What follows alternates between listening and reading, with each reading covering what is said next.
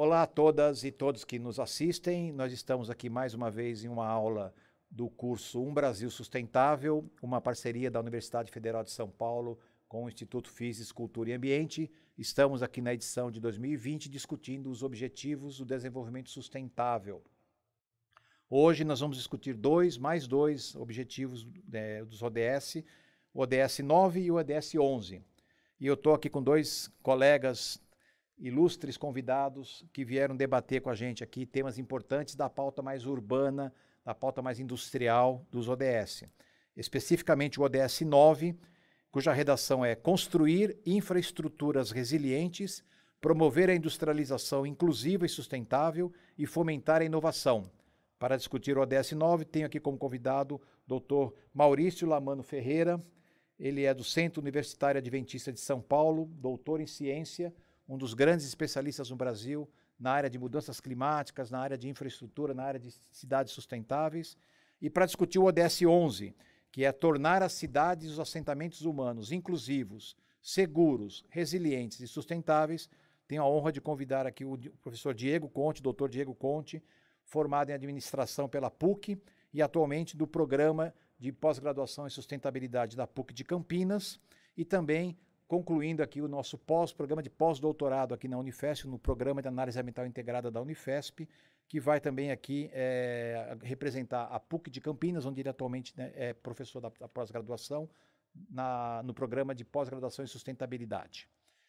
Bom, como eu fiz para todos os meus convidados aqui, para a gente começar a esquentar a conversa, a questão é a seguinte: eu acabei de ler aqui a redação dos ODS 9 e 11, e é claro, isso aqui é uma redação que foi feita no âmbito internacional de uma agenda debatida pela diplomacia internacional, e temos um texto meio genérico, né? E bem sucinto e bem resumido. O texto, da forma como foi escrito, ele reflete a realidade de como nós precisamos discutir as questões urbanas e de infraestrutura aqui no Brasil. Vocês fariam uma redação diferente em relação a isso, ou seja, quais são os desafios do Brasil especificamente ante essa pauta construída de maneira internacional do jeito que ela está redigida.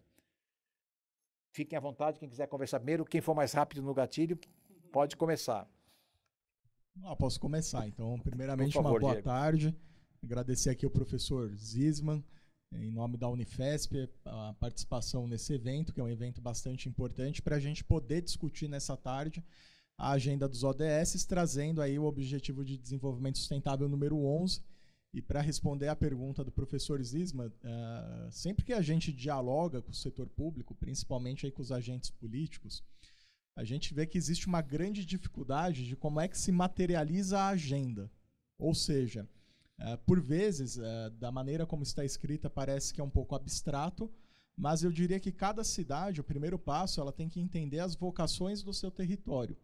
Ela entendendo as particularidades que ela tem, a partir daí ela passa a entender como é que ela vai implantar a agenda dos ODS, especificamente aí o ODS de cidade sustentável. Isso porque para cada município vai ser uma realidade. Então, para uma cidade, a questão social, por exemplo, pode ser a mais relevante. Em outro caso, pode ser a questão ambiental. Em outro caso, pode ser a questão econômica. Mas, na prática, uma cidade ela só vai se tornar sustentável se ela conseguir ter um equilíbrio entre essas três dimensões. Então, eu costumo dizer que não é nem mais para a economia, nem mais para o meio ambiente, nem mais para o social. Ela tem que tentar buscar um desenvolvimento equilibrado. Ela tem que ser uma cidade competitiva, ela tem que ser inclusiva, ela tem que gerar emprego, ao mesmo tempo que ela tem que promover a preservação ambiental, assegurar que não vai haver escassez ecológica, um desenvolvimento integrado com a natureza e também permitir o bem-estar humano. E aí a gente vai, então, estar falando de uma comunidade sustentável. No caso do Brasil, se a gente olhar nosso panorama hoje, a gente vai ver que a questão social ela permanece como um dos maiores entraves para a gente conseguir buscar a sustentabilidade. E a questão ambiental, que acompanha os problemas sociais, vem na mesma esteira. Então, se a gente olhar, por exemplo, para São Paulo, em termos de urbanismo, quase todos os rios da cidade, por exemplo, eles foram canalizados, você tem vias acima deles, você não consegue mais ter uma imagem do que de fato era o território da cidade de São Paulo. Então, ela tem, ao mesmo tempo que uma série de problemas sociais, ela também tem os problemas ambientais. E por incrível que pareça, é a cidade mais desenvolvida aqui da América do Sul. Mas que desenvolvimento é esse? Então, acho que o ODS ele também possibilita a gente enxergar o desenvolvimento de uma maneira mais sistêmica. Não somente através da medida econômica, que é o que vem sendo feito aí ao longo de décadas, até mesmo de um século, e é o que coloca essa realidade bastante desafiadora para todos nós. E o Brasil, como um país bastante plural, obviamente que se a gente pegar um território, por exemplo, de uma cidade que está lá na região amazônica, a realidade ela vai ser completamente diferente de quem está em São Paulo, que é uma megalópole. Apesar disso, as pautas elas são comuns, geralmente socioambientais. Ótimo, e já a gente esmiuça um pouco que pautas são essas, mas acho que é uma boa introdução. E se a gente amplia o horizonte da cidade para uma infraestrutura um pouco mais ampla, aí a gente está falando do ODS 9, né? Sem dúvida, professor. Eu entendo, assim como o professor Diego colocou, que a dimensão continental que o Brasil tem, ele traz particularidades regionais distintas, né? Por exemplo, a região sudeste é uma região com um histórico muito voltado para o capital, em detrimento ao ambiental, no século XX, com um grande crescimento econômico, e as questões ambientais negligenciadas ou entendidas de uma forma diferente, como foi, por exemplo, o caso das canalizações dos rios, a pavimentação de áreas de várzea e tudo mais. Hoje em dia, o desafio das médias e grandes cidades se torna muito maior do que de cidades pequenas, dado a herança, né, que veio aí do século passado por todo mundo. Eu acho que tem um ponto importante que o professor Diego citou, que é assim, embora a redação dos ODS sejam bastante amplas, elas são e devem ser encaradas de forma muito conectadas. Quando o professor Diego coloca a questão de São Paulo, a cidade que tem o maior PIB da América do Sul, ser a cidade que tem problemas sociais e que isso está atrelado a problemas ambientais, a gente entende que, por exemplo, o ODS 1, o ODS 2, a questão erradicação da pobreza, o fim da miséria, quer dizer, são questões, são pautas sociais que entram e dialogam perfeitamente com o ODS 9, com o ODS 11. Né? Quando a gente para pensar na igualdade de gênero, quer dizer, o setor de infraestrutura que alavanca a economia no país, ele deve entrar num debate de igualdade de gênero e oportunidade, por exemplo, de mulheres no mercado de trabalho, né? Nessa construção de uma cidade saudável e sustentável. Então, embora sejam bastante amplas, eu entendo que há uma grande conexão, né? E o grande desafio, naturalmente, é como o município encara esses ODS. Né? Naturalmente, a cidade de São Paulo ela tem um determinado olhar para os ODS que se diferencia brutalmente, por exemplo, de Santarém, no Pará, que tem uma outra condição. Né? Santarém, a questão do saneamento básico, por exemplo, é um grande desafio municipal. Né? Embora eles tenham uma grande área, tenham florestas nacionais lá nas cidades vizinhas, mas perceba, a questão do saneamento, a questão do alavanque econômico, o setor de infraestrutura se torna fundamental. Então, no setor municipal, a discussão integrada dos ODS, ela se faz necessária. Ótimo. E falando no ODS 9, em infraestrutura, se fala em inovação. Se fala em cidades sustentáveis, se fala sempre naquela busca de alternativas tecnológicas para problemas que a cidade mesmo construiu, principalmente as grandes cidades, né? Então, a busca de fontes alternativas de energia, sistemas de transporte mais eficientes, sistemas de inclusão social melhor equilibrados com a necessidade da população, enfim. Se fala numa inovação tecnológica. Eu queria fazer uma pergunta para vocês que é bem concreta, né? Seria realmente o caso de você ter inovações tecnológicas, tá? Aí estamos apostando numa indústria de alta tecnologia de século XXI, ou no resgate de velhas tecnologias, inclusive naturais, como, por exemplo, parques lineares no entorno de canais de água urbana, de recursos hídricos urbanos, enfim. Qual é o caminho, né? É um caminho tecnológico de século XXI, robótico, intergaláctico, ou, na verdade, o resgate de boas práticas que já existiam, que existem até hoje em algumas cidades menores e que estão espalhadas pelo Brasil e pelo mundo? Quer dizer, qual é o caminho para a gente conseguir, de fato, implementar cidades e infraestruturas sustentáveis? Essa é uma pergunta super interessante. E aí, dialogar com o professor Maurício aqui vai ser muito bacana, porque ele é um grande especialista na parte de Nature-Based Solutions, que são soluções baseadas na natureza. Então, eu vou trazer para uma outra ótica a solução baseada na tecnologia e a gente vai tentar encontrar, acho que, um caminho do meio aí. É interessante porque em várias aulas com grupos de especialistas, eu já apliquei um exercício com eles, que é como é que eles enxergam a cidade deles num futuro, seja de 15, 20 anos. Isso eu já apliquei talvez aí para mais de 200, 300 pessoas, e a pessoa ela tem a missão ali de produzir um desenho e apresentar no momento. E é super interessante ver como as pessoas enxergam o futuro da cidade, porque traz as duas coisas, acho que sendo bastante objetivo na resposta. Ao mesmo tempo que há uma cidade que é mais tecnológica, então com sistemas de mobilidade inteligente, geração de energia distribuída, energia renovável e assim por diante, é a cidade, por exemplo, que traz os rios, os córregos despoluídos, assim como já foi no passado. Então eu diria que o futuro, talvez, ele é um reflexo do que nós já tivemos e a gente deseja fazer esse resgate, mas ao mesmo tempo trazendo a tecnologia como um instrumento que pode solucionar problemas que estão colocados, principalmente em um cenário de futuro de crescimento da população urbana. Se a gente imaginar em 30 anos, a população mundial urbana ela vai ser na casa de 6,7 bilhões de pessoas. Isso significa o seguinte, que a gente vai precisar sim de tecnologia para principalmente criar novos arranjos produtivos, para dar conta de equilibrar principalmente a equação que hoje não é equilibrada de oferta e demanda. E aí talvez a gente vai conseguir produzir uma nova realidade para o desenvolvimento sustentável. Nessa esteira, por exemplo, estão surgindo algumas tecnologias da indústria 4.0, como a impressão 3D. A impressão 3D ela pode ajudar a gente a resolver problema de saúde, problema de habitação, problemas aí do mercado. Então, as pessoas passarem a produzir em casa ao invés de terem que comprar de um grande produtor e assim por diante. Então, acho que a gente está vivendo um momento, e agora impulsionado pela Covid também, de digitalização. E a digitalização, de alguma maneira, ela potencializa os aspectos locais. Então, a pandemia, por exemplo, potencializou o comércio local, o turismo regional. Então, a gente está pensando muito mais localmente e regionalmente, tendo a tecnologia como um facilitador para poder viver dessa maneira.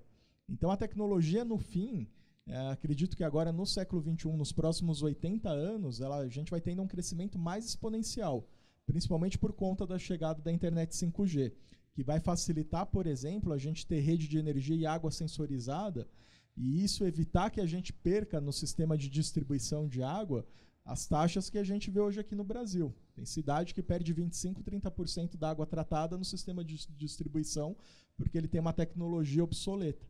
E a gente poderia não perder essa água. Assim como, por exemplo, já se faz na Ásia, em Tóquio, e aí os asiáticos eles já têm uma tendência à inovação e à tecnologia muito mais forte. Hoje em Tóquio você perde só 1% da água tratada no sistema de distribuição. Assim como sistemas inteligentes de energia vão poder equilibrar a oferta e a demanda de energia, permitindo que os usuários, por exemplo, lavem a roupa em casa no horário que a energia é mais barata. Como? Pela internet das coisas. Você vai pegar seu smartphone e mandar a sua máquina de lavar a roupa no horário que a energia é mais barata, porque você vai ter ideia de como ela oscila o preço e a tarifa durante o dia. Isso não havendo daí a necessidade, por exemplo, da gente acionar as termoelétricas. Então eu acredito que a tecnologia funcionando de maneira integrada, ela pode sim gerar bastante resultado para o desenvolvimento sustentável e fortalecer a ODS 11. Então essa ODS 9 e a 11, elas estão totalmente interligadas. E aí, ao mesmo tempo, a natureza ela tem um conhecimento sábio. Então ela está aí há milhões de anos, sobrevivendo, tendo resiliência, e nós precisamos olhar para a natureza para aprender também. E aí o professor Maurício, com certeza, pode explicar isso muito melhor do que eu. São essas soluções baseadas na natureza. Passou a bola, então, direto. Pronto. Obrigado, professor Diego. Eu acho que, na verdade, o senhor levantou a bola pronta para eu chutar, né? A questão da inovação tecnológica, ela é tão importante e se faz tão necessária quanto a inovação ambiental. Desde 2016, a comunidade europeia, eles cunharam o termo Nature-Based Solutions, e desde então eles têm trabalhado, uma vez que esse conceito, né, de desenvolvimento urbano, de planejar as cidades, ele intercala desenvolvimento econômico, social e ambiental, como o professor colocou. E mais, eu entendo que as Nature-Based Solutions elas estão muito alinhadas, por exemplo, a uma tendência que, na verdade, nós vamos voltar a fazer o que os nossos antepassados faziam, né? Vamos voltar a comer comida de uma melhor qualidade, produzida próximo de casa, com menos perdas.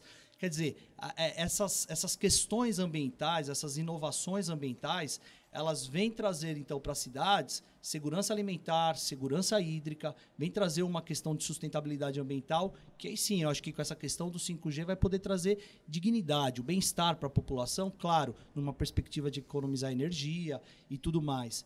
Se nós pararmos para pensar, hoje em dia nós temos uma questão monetária associada ao meio ambiente. O professor David Noack, do Serviço Florestal Norte-Americano, ele publicou já dezenas de trabalhos quantificando, né, os serviços ambientais de florestas urbanas dos Estados Unidos, Canadá. E um trabalho dele de 2018, que é um trabalho clássico, eles avaliaram a intensificação da arborização em 86 cidades do Canadá e eles encontraram mais de 227 milhões de dólares canadenses em retorno financeiro para eles, com um ganho mais importante de salvar 30 vidas e mais de 22 mil pessoas que se isentaram de doenças respiratórias crônicas. Quer dizer, nós estamos falando de simples plantio de árvore, né? O professor Paulo Saldiva identificou recentemente, numa palestra na FAPESP, ele comentou que o aumento da temperatura máxima na zona leste de São Paulo está associada a uma elevada taxa de suicídio. E na zona sul de São Paulo, onde tem maior fragmento florestal, temperatura mais baixa estão associadas a isso. Ele fez isso em resposta a um outro estudo que ele já foi publicado também no país, no planeta. Então, se a gente parar para pensar na questão das ilhas de calor, nas variações de temperatura, na recorrência de extremos climáticos e negligenciarmos que nós precisamos, como o senhor falou, né, professor Zisman, a questão de potencializar, de aumentar os parques lineares que estão às margens dos corpos hídricos, de promover florestas sustentáveis do ponto de vista econômico, que promova, por exemplo, associações, cooperativas para a produção de alimento e, com isso, segurança alimentar e transformação social, inclusão das pessoas. Se nós pararmos para pensar, as Nature-Based Solutions, elas podem ser e serão, certamente, uma ferramenta de transformação socioambiental, que é o que nós precisamos ter junto com a inovação tecnológica. Então, a inovação ambiental ela vem no mesmo nível de importância que, por exemplo, o 5G nas grandes cidades brasileiras aí nesse futuro próximo. Ótimo. É metade os Jacksons e metade os Flintstones. É uma coisa fica no meio termo, essa ideia da cidade sustentável. E deixa eu ampliar um pouco esse debate, porque assim, você, o doutor Diego, nos contou que a população urbana tem crescido, isso é um fenômeno do século XX para o XXI, né? E nós vamos chegar a 80%, 90% da humanidade vivendo em cidade. Então, a cidade é atrativa, ela está atraindo o ser humano para morar nesse modelo, né? Agora, queria ir pensando na questão da infraestrutura também, o que nos atrai a nos aglomerarmos desta forma? Isso é uma questão, então, quer dizer, o que a cidade tem que a gente gosta e, portanto, se a gente gosta, como que pode ficar bom? Porque a gente gosta, mas fica ruim justamente por isso, porque aglomera as pessoas, faz com que a cidade não seja mais autônoma do ponto de vista alimentar, energético, dependa, né, de toda uma estrutura, aí vamos ampliar para a infraestrutura externa para alimentar essa cidade. Qual é o modelo de cidade que nós realmente precisamos? Que é essa cidade super adensada, megalópole, ou uma distribuição em pequenos centros urbanos, quer dizer, a questão urbanística, como é que fica. E aí nós nos separamos com um outro fenômeno do século XX para o XXI, que é a globalização. E aí vamos mais para o lado da infraestrutura. A grande circulação de mercadorias internacional para alimentar esses megas conglomerados de cidades no mundo todo, isso é um modelo sustentável? Ou, quer dizer, falando em infraestrutura mundial, a globalização foi justamente uma das forças que alavancou a insustentabilidade desse modelo econômico e urbano e logístico que nós temos. Então, veja, eu estou falando de qual é a cidade boa e qual é a estrutura boa no mundo globalizado para a gente ser sustentável, afinal de contas, obedecendo as metas dos objetivos 9 e 11 aqui. Essa também é uma pergunta bastante complexa, então vou tentar iniciar ela. Acredito particularmente que a tendência é que a gente vá viver principalmente em pequenos centros urbanos. Se a gente olhar para os próximos 30 anos, a tendência é que em 2050 a gente vai ter aproximadamente, aliás, em 2030, os próximos 10 anos, aproximadamente 41 ou 42 cidades acima de 10 milhões de pessoas. Então isso significa que a maior parte das cidades não vão alcançar essa massa de população, como, por exemplo, aqui a cidade que nós estamos, cidade de São Paulo, ou outras cidades asiáticas. A urbanização tem uma tendência a crescer muito também na África, nos próximos 20, 30 anos. Então, isso significa que a gente provavelmente vai viver em pequenos centros urbanos ou cidades médias. E por que as pessoas buscam esse estilo de vida? Eu acho que principalmente porque na cidade você tem acesso a melhores empregos, então você tem acesso a trabalho, você consegue ter inclusão social através do emprego e da renda, e também porque você tem melhores oportunidades para estudar. As melhores universidades estão nas grandes cidades. E as pessoas migram em busca de oportunidade. Então isso é bastante claro. Por outro lado, a cidade ela também oferece entretenimento, espaço para economia criativa e uma série de outros atrativos e de facilidades. Por exemplo, descer, você vai em qualquer esquina, tem um supermercado, você compra comida e leva para casa. Por outro lado, isso gera e atrai de alguma maneira, ao mesmo tempo que você urbaniza, também você exclui. E aí você tem todo esse fenômeno, por exemplo, de gentrificação, que expulsa as populações mais pobres para as franjas dos centros urbanos, para as áreas das periferias, e lá a realidade ela é muito mais complexa. Ela é uma realidade desafiadora. Por exemplo, quando eu trabalhei no poder público, a última experiência, a gente percebeu que nas periferias não chegam frutas, legumes e verduras da mesma maneira que chega no centro expandido da cidade. Então as pessoas elas se alimentam de uma maneira pior. Então os arranjos produtivos locais eles vão ser uma resposta para isso. Quando o professor Maurício fala que há uma tendência da gente passar a produzir comida localmente, isso é globalmente, não é só um fenômeno brasileiro. Então é algo que é uma tendência que deve crescer. E ela vai ser impulsionada por inúmeros fatores. Por exemplo, a inflação dos alimentos. Então, as pessoas vão produzir localmente para passarem a ter acesso a uma alimentação em condição mais saudável. E aí você tem vários projetos pilotos ou projetos até maiores já de hortas comunitárias, sistemas compartilhados de produção de alimento, as pessoas começando a produzir ali no quintalzinho de casa. Agora, para a gente imaginar, para ter uma resolução em um aspecto global, é importante que as cidades elas criem uma estratégia de resiliência. Eu acho que esse é o ponto. Quando ela criar uma estratégia de resiliência, que essa estratégia não seja só focada na questão da alteração climática. Esse é um ponto, talvez o mais relevante, mas em cima disso você precisa desenvolver outras pautas. Por exemplo, a produção local de alimento. Fortalecer zonas rurais urbanas que estão na proximidade das cidades. Em São Paulo mesmo, a gente tem zona rural, por exemplo, em Parelheiros. Agora, como é que eu incentivo isso? Como é que eu incluo essas pessoas dentro do processo urbano? Acho que está aí o desafio. Então, desenvolver uma estratégia de resiliência que converse com a questão climática, com a produção de alimentos, com acesso a emprego, trabalho, equilíbrio, igualdade de gênero, é um caminho inteligente para as cidades seguirem. E aí nós já temos no Brasil algumas cidades que desenvolveram essa estratégia. Por exemplo, Porto Alegre, Salvador, Rio de Janeiro. E, em cima disso, já estão colhendo frutos. E acho que isso são bons exemplos aí, não só para o Brasil, mas para a América Latina, e que precisam ser divulgados, porque muitas pessoas nem sabem que as cidades no Brasil já estão olhando para isso. Em Porto Alegre, por exemplo, a criação da zona rural, próximo ali ao centro de Porto Alegre, 15 quilômetros depois, você tem produção de tudo. Você tem produção de carne, você tem produção de grãos aí falando do arroz, que foi até um tema bastante debatido esse ano, a questão do aumento do preço. E dentro dessa política da zona rural, por exemplo, de Porto Alegre, eles têm a intenção de, em 15 anos, não utilizar mais agrotóxico. Então, ter uma produção orgânica próxima à cidade para poder ter o abastecimento, então, de uma grande cidade. Então, acho que isso é uma tendência. E um caminho assertivo é desenvolver estratégias de resiliência. Ótimo. E pensando na globalização, como um fenômeno de... Se a produção local é viável, como fica o mercado internacional de mercadorias, né? Pois é, professor. Eu só queria chamar a atenção de um negócio que o professor Diego colocou, que é bastante interessante, né? A gente, quando pensa na cidade, ainda na esfera da cidade, né? Nós procuramos o centro da cidade, gastamos horas para alcançar serviços e produtos no centro da cidade, Gastamos horas para voltar, sendo que poderiam ser construídas novas centralidades, por exemplo, no extremo da Zona Leste de São Paulo, como na cidade do Rio de Janeiro, em diferentes áreas da periferia de cidades adjacentes da Grande Rio.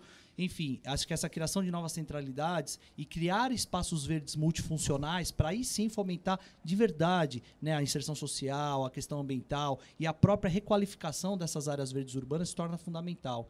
Agora, caindo mais numa questão global, como nós estávamos discutindo a questão da infraestrutura, eu acho que tem um ponto, professor, muito importante que deve ser tocado, né? Quando a gente pensa nesse grande fomento, nessa globalização e nesse fluxo de mercadorias de um país para o outro, sempre tem alguém que sofre um pouco mais, que é aquela população da ponta.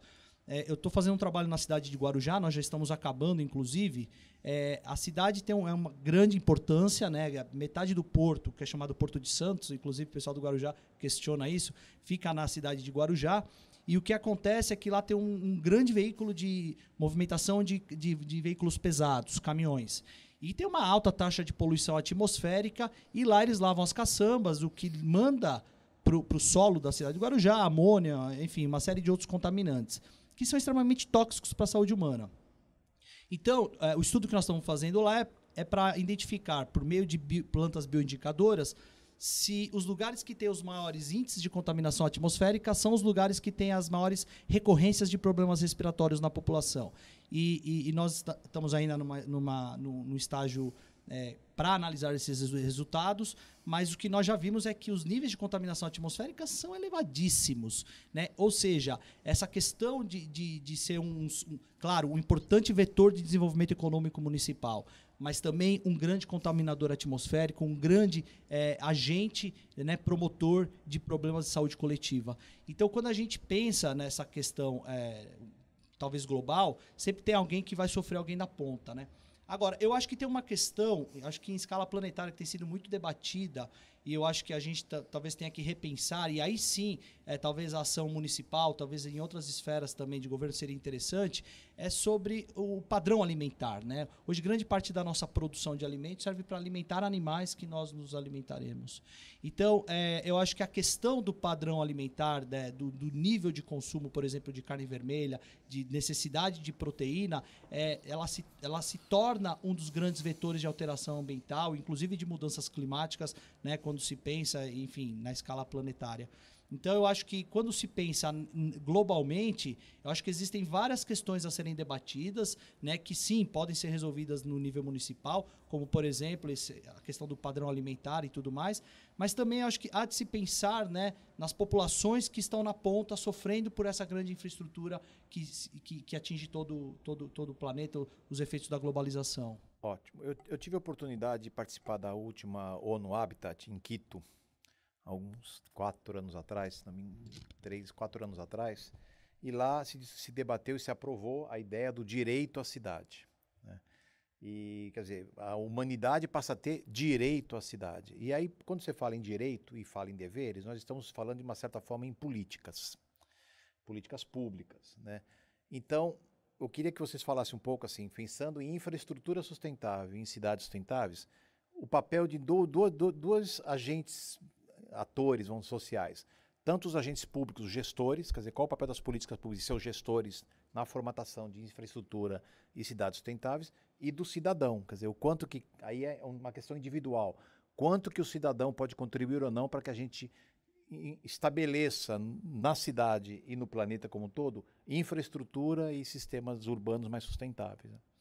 Falando de, então, políticas públicas e papel do cidadão comum, indivíduo, nesses processos todos aí. Vocês conseguem chegar à junção desses dois atores para contribuírem com a sustentabilidade? Com certeza. Acho que a Habitat 3 ela trouxe essa pauta da governança como uma pauta central. E aí a governança, a gente pode ver vários exemplos pelo mundo que quanto mais participativa e inclusiva ela você consegue construir política pública de uma maneira mais inteligente que de fato propicia uma solução. Em alguns casos, quando a democracia ela já é bastante amadurecida, você consegue até alcançar um nível da colaboração, onde diferentes públicos, stakeholders, né, as empresas, a sociedade civil organizada, também assumem a sua parcela de responsabilidade na construção da cidade sustentável. E isso, de fato, tem funcionado. Acho que um fato que me marcou muito foi quando eu fiz uma pesquisa em campo, em Barcelona, em 2015, que foi um ano antes da Habitat 3. E aí em Barcelona, se a gente for ver, é uma cidade que ela tem uma história que na década de 90 era uma cidade colapsada, os níveis de emissão também altíssimos, problemas ambientais, criminalidade. E aí você vai hoje olhar Barcelona, 30 anos depois, ela é uma cidade que ela é modelo em sustentabilidade, em cidade inteligente, mas qual é que foi o gap, né? Como que ela deu esse passo? Ela conseguiu preencher uma lacuna que foi a partir do momento que criou uma rede local, muito por conta da Agenda 21, que veio fortemente da Eco 92, que foi a rede Barcelona mais sustentável. E a partir dali eles começaram a incluir algumas entidades da sociedade civil no processo de governança política. Hoje, se a gente olhar para a configuração dessa rede, você tem hoje 800 entidades, sendo que 400 delas são escolas. E aí vai chegar em um ponto importante do direito à cidade que eu quero comentar. O direito à cidade, todos os cidadãos têm o direito de usufruir a área urbana. E aí, por exemplo, quando a gente vê a escola sendo inserida, eu pergunto para vocês aqui hoje, as crianças e os adolescentes, se a gente olhar hoje, eles têm algum direito à cidade? Eles viraram prisioneiros das suas casas. Até porque sair à rua é perigoso, o brincar na rua não existe mais, o carro vai passar e ali você tem risco de atropelamento, então não pode mais jogar futebol, por exemplo, na rua, na calçada. Então o direito à cidade, a gente tem que trazer para a pauta não só os adultos, a gente tem que ouvir as crianças, como fizeram lá em Barcelona. Incluíram como? Através de oficina de desenho, contação de história, tentando captar a percepção daquela criança, que é o cidadão do futuro, de como ele enxerga as coisas. E olha quanto que os centros urbanos hoje eles são agressivos para as crianças. Quanto eles não permitem que os adolescentes tenham uma convivência que seja saudável. E aí a gente tem o quê? Crianças que passam o dia inteiro no smartphone, no celular. E já existem inúmeras pesquisas, por exemplo, que demonstram quanto que isso afeta a saúde humana, exposição à tela em determinada idade. Então, acho que o direito à cidade é uma pauta que a gente tem que avançar muito e, principalmente, incluir as populações que não são ouvidas. E aí estão também, a gente pode falar da condição da mulher, as populações em periferia, as crianças, os adolescentes. Porque se a gente for ver também, não adianta somente criar o processo participativo se um pequeno grupo vai dominar a pauta ou o processo de participação, que de repente vão ser grupos que são mais organizados, representações empresariais da indústria, que também tem uma área toda específica para produzir conteúdo e conseguir influenciar a agenda política. Então, se vai fazer a participação, tem que ser participativo de verdade. Acho que esse é um ponto crucial. E, no fim, por todos esses exemplos, aqui no Brasil a gente tem exemplos de cidades, por exemplo, que passaram a adotar o orçamento participativo e, pela primeira vez, por exemplo, conseguiram ter uma praça. E essa praça serviu do quê? De ponto de encontro para as pessoas. E aí a gente vai ver o direito à cidade novamente. Se deixasse para o prefeito decidir, provavelmente esse dinheiro teria virado o quê? Teria virado asfalto. Porque asfalto traz voto no processo político. Então a gente precisa inverter essa agenda política e deixar de lado o modelo da democracia representativa. Para que serve o representante político num processo colaborativo e participativo? É aí que está a grande questão. A maioria se sente, de alguma maneira, inutilizado ou sem ali exercer o seu papel.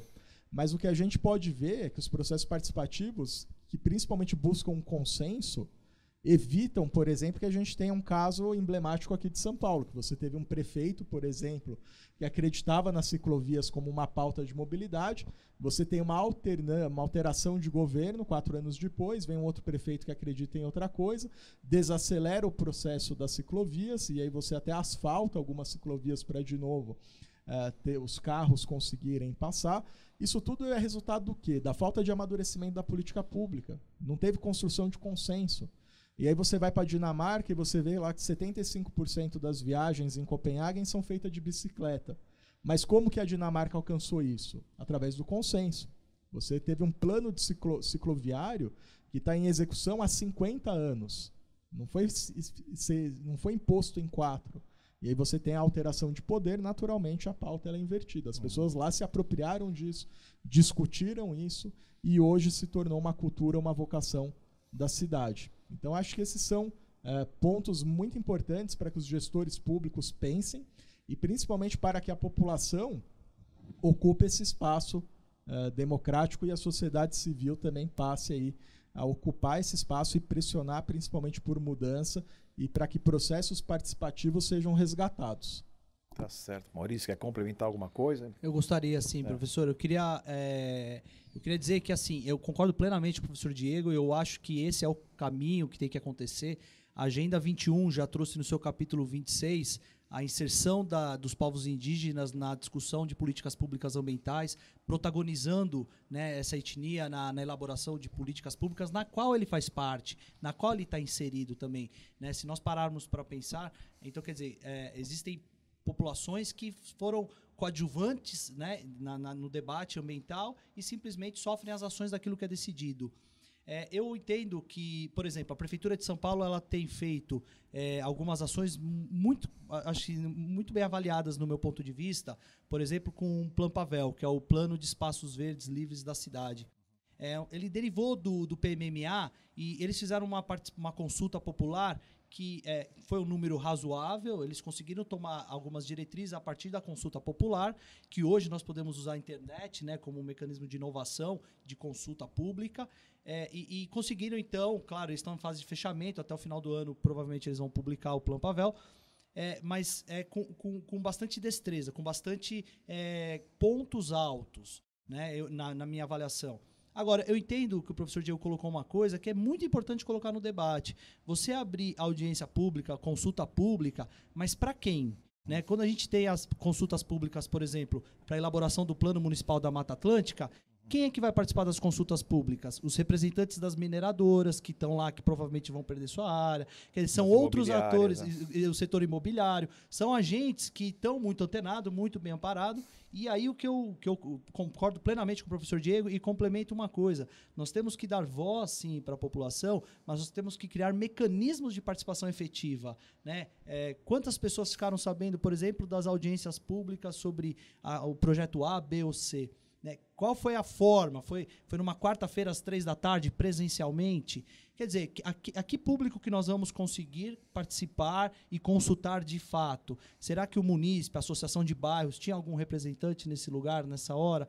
Então, talvez, eu só traria um complemento ao que o professor Diego colocou, que é fazer um processo participativo e inclusivo, que dê oportunidades, por exemplo, das pessoas participarem, e hoje nós temos tecnologia para isso, que dê oportunidade das pessoas participarem e, de fato, decidirem sobre a cidade que ela vive, sobre a cidade na qual ela tem o direito. Né? Então, acho que eu só traria essa outra perspectiva, essa outra releitura, né? Complementando que eu concordo com tudo que o professor Diego colocou.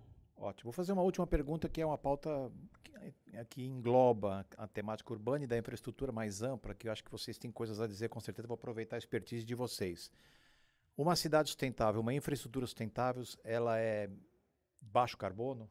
Quer dizer, como é que fica a questão do carbono nas cidades do futuro, na infraestrutura do futuro, aí fazendo então uma ligação direta desse ODS com o ODS de mudanças climáticas, ODS 13, se não me engano, né? Pode ser.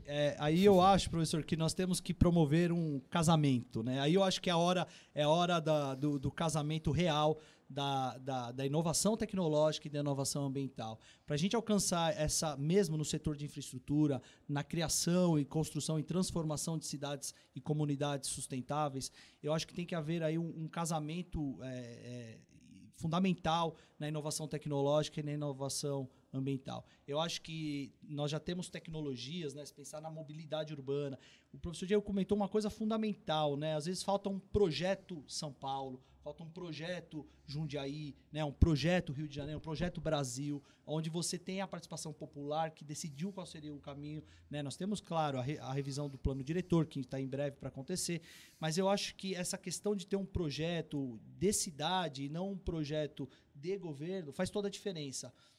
Voltando aqui à questão da pergunta do senhor, eu acho que a partir do momento que houver benefícios, né, fiscais, econômicos, tributários, de uma forma geral, para que as tecnologias possam entrar de fato e fazer a diferença, ser incorporada pelo munícipe de bem, pela população, eu acho que a partir desse momento nós vamos começar, então, um mecanismo de transformação, uma política de baixo carbono e, quem sabe, mudar padrões culturais, né? Como Copenhague, acho que foi Copenhague que você comentou, né, 75% das viagens. Quer dizer, por que não São Paulo? Tudo bem que nós temos uma topografia um pouco acidentada, mas também nós não precisamos fazer todo o trajeto de bicicleta, nós podemos fazer parte do trajeto de bicicleta. Então, quem sabe também nós não mudamos o padrão cultural, né, o padrão de mobilidade que nos foi herdado do carro, da política, do consumo, e passamos por uma política alternativa, né, aliando aí talvez um sistema de transporte mais eficiente e, claro, no setor de infraestrutura, indubitavelmente, professor, aí sim é a inovação tecnológica gritando, falando muito mais alto para uma política de baixo carbono. Ótimo. Diego, quer complementar? Sim. Acho que o primeiro passo aí, como o professor Maurício colocou, as cidades elas precisam produzir uma visão de futuro. E produzir uma visão de futuro de maneira coletiva. Porque se você não tiver um objetivo, por exemplo, se tornar uma cidade carbono neutra ou uma cidade de baixo carbono, dificilmente você vai conseguir atingir esse resultado, porque você não sabe os caminhos que precisam ser tomados, até porque o objetivo não foi definido. Então, primeiro passo, criação de uma visão de futuro. Não existe política de sustentabilidade de curto prazo. Acho que isso daí é uma coisa importante para ser pontuada também. E absolutamente concordo que esse é o futuro. A gente tem que pensar em um jeito de reduzir as emissões e, ao mesmo tempo, neutralizar aquelas que são geradas. Isso entra dentro da questão da criação da estratégia de resiliência. E se a gente pegar a teoria de sistemas, que ela é bastante interessante, sempre que a gente tem uma influência positiva em um sistema, e se a gente pensar hoje as emissões, elas geram inúmeros impactos, desde o pequeno micro-organismo até dentro da vida humana, a gente vai ter um efeito positivo em escala, que vai afetar a vida marinha, que vai afetar a vida terrestre, que vai afetar a alteração climática. Então, buscar cidades que sejam mais resilientes e que sejam carbono neutro é um passo importante. Isso vai depender da adaptação energética principalmente, seja da eletricidade ou seja do combustível que é utilizado nos veículos. E também, como o professor Maurício já colocou, envolve outras questões, como, por exemplo, a maneira que a gente se alimenta, que tipo de alimento que está chegando na mesa, porque tudo isso gera emissões. Então, a gente, se for pensar numa questão macro, né, não só na questão urbana, mas também em outras regiões, porque o clima ele é uma questão global, a gente vai ver que isso passa por alterações culturais, como o professor Maurício colocou. E, principalmente, a gente passar a pensar também estrategicamente no longo prazo e não somente no curto prazo. E aí os representantes políticos ficam um desafio. Por que eles só pensam em 4 anos? Tá certo.